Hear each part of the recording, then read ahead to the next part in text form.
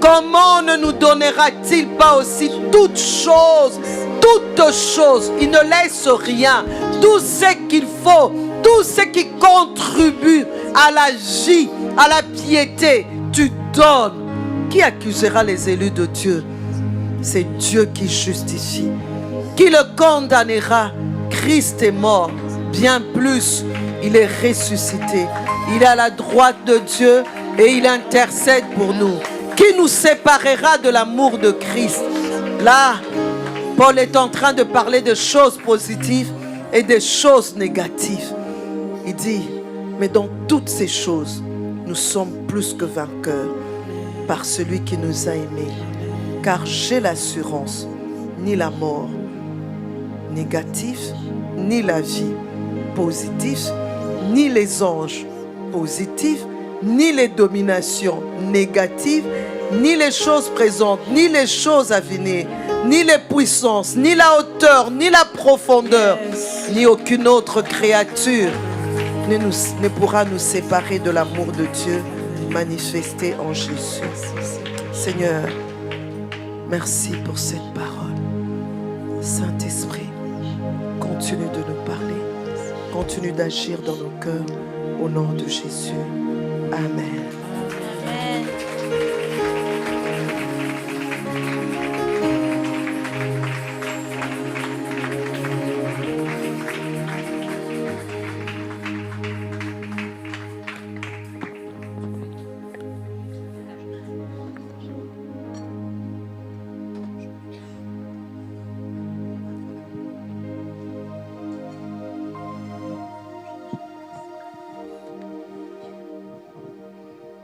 Pasteur Eva, je suis à toi.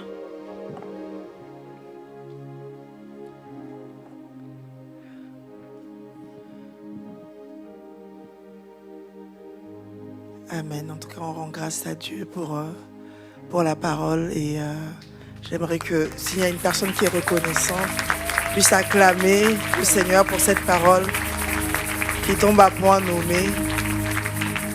Et on voudrait laisser la possibilité, je ne sais pas s'il y a des personnes qui ont des questions en rapport à avec ce qui a été donné,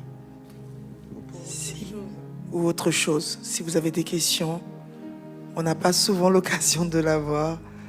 Donc nous savons que le Seigneur l'a rempli de paroles de sagesse, de paroles qui font du bien, des paroles directives. Donc si vous avez des questions, n'hésitez pas. Je sais que souvent la première question tarde à venir. Mais on ne va pas traîner, mesdames. On ne va pas traîner. Donc, si on peut avancer rapidement, lever juste la main avant qu'on puisse vous donner le micro. Donc, il n'y a pas de questions. On rend grâce à Dieu. Il y a plusieurs mains levées en tout cas. Bonsoir, moi Viviane. Merci Bonsoir. beaucoup pour ce message. Moi, j'avais une question, c'était comment dealer avec ces émotions dans la tempête? Parce que les émotions sont bien là, on croit en Dieu et comment dealer avec tout ça? Merci.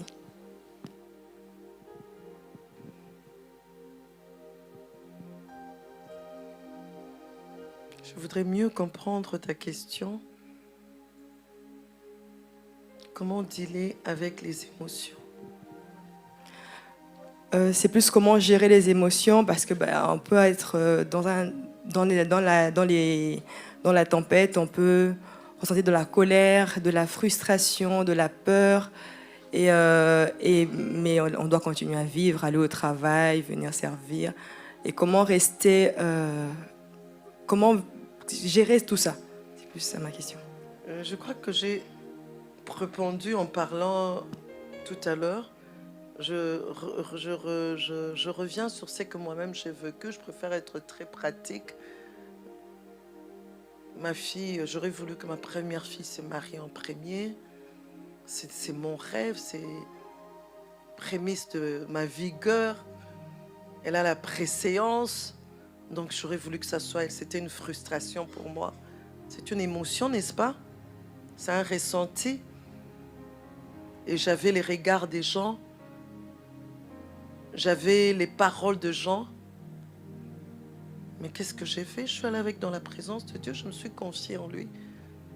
Je vais dans la présence de Dieu, j'ai même dit, des fois tu n'as pas des mots, mais je reste là. J'ai dit, Seigneur, entends mon cœur. J'ai mal. Parce que Dieu, il existe réellement. Quand il dit confiez-vous, c'est qu'il le pense. Hein? Il le dit parce qu'il sait que quand tu le feras, il va faire quelque chose, il va agir. Je lui en parle, je dis, Seigneur, j'aurais voulu que les choses se passent différemment. Mais Seigneur, tu en as décidé autrement. Je te dis les mots que j'ai utilisés.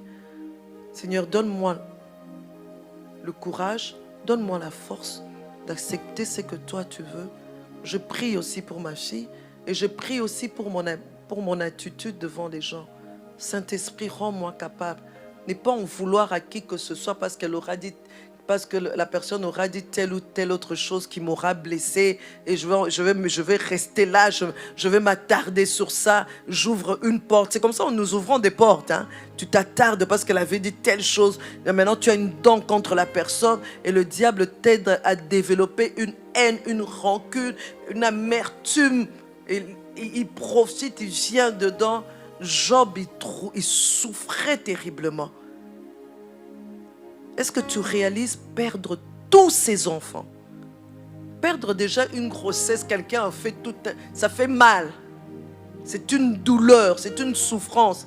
Maintenant, tu perds tous tes enfants, l'un après l'autre. Essaie de te mettre à la place de Job. Mais lis Job, comment a-t-il pu gérer ses émotions? Il s'est confié en Dieu au point de déclarer. C'est pourquoi, dans la douleur, en lisant la parole de Dieu, au fait... La Bible dit, l'oppression rend le sage insensé. L'oppression, quand ça vient, tu commences à dire des choses. Alors, Seigneur, je reste dans ta présence. Je déclare la parole. Job, tellement il a entendu, il s'est levé, il a fait une grande déclaration. Mon Rédempteur se lèvera les derniers. Et il s'est accroché à cela. On parlait à Dieu. Je te partage mon expérience. Je viens de te partager mon expérience. On parlait en Dieu.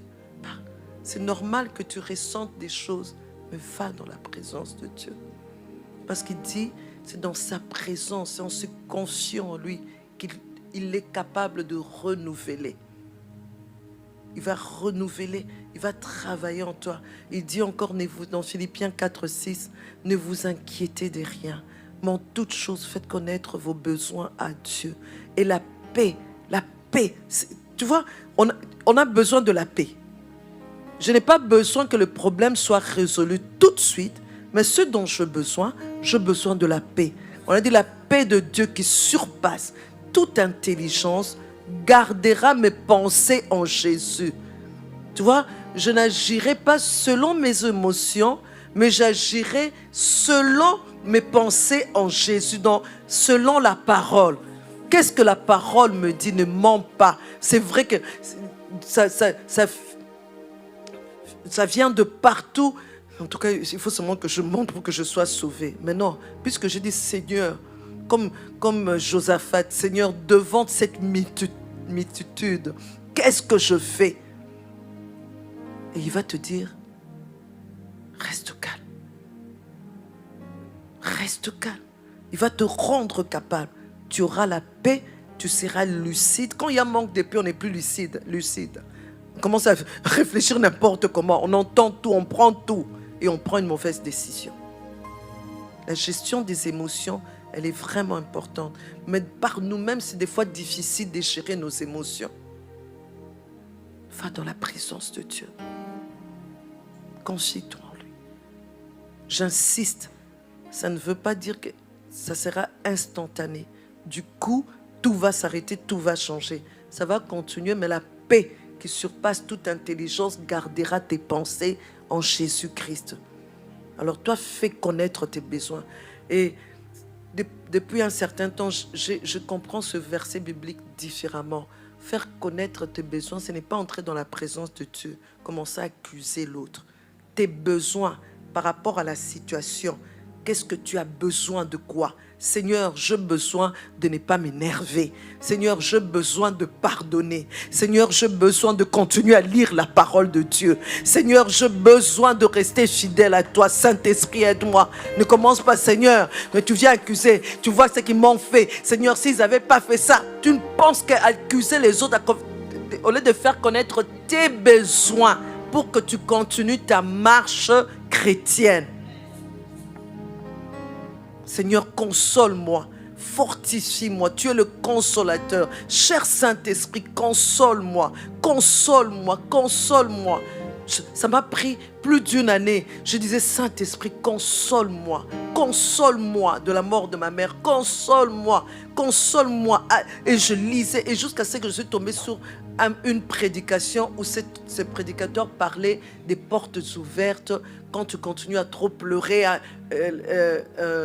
un être cher tourne la page.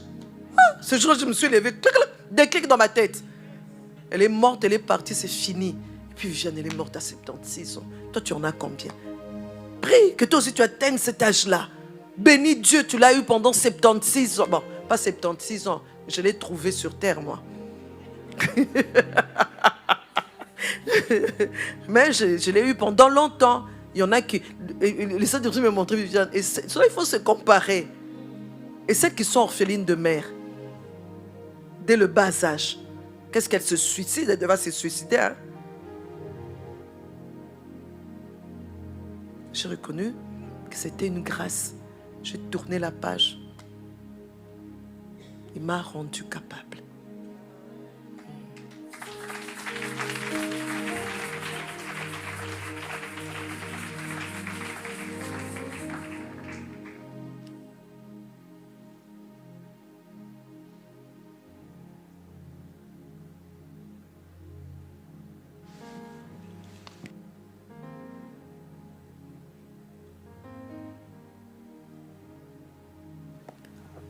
Bonsoir, maman Viviane. Bonsoir. Moi, j'ai deux questions, je pense. La première question est de savoir comment se préparer mentalement pour recevoir positivement une bénédiction ou quelque chose que Dieu a préparé pour nous. Je vais m'expliquer.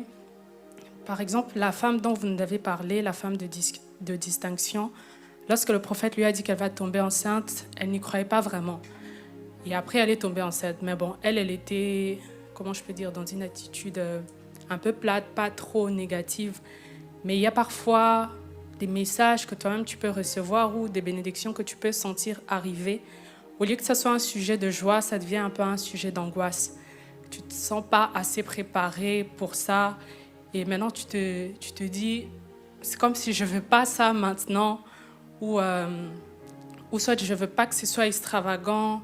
Ou soit comment est-ce que je vais réagir si j'acquiers cette bénédiction-là. Donc, que ce soit par exemple dans le domaine financier, dans le domaine de relations, ou même dans le domaine des études et tout.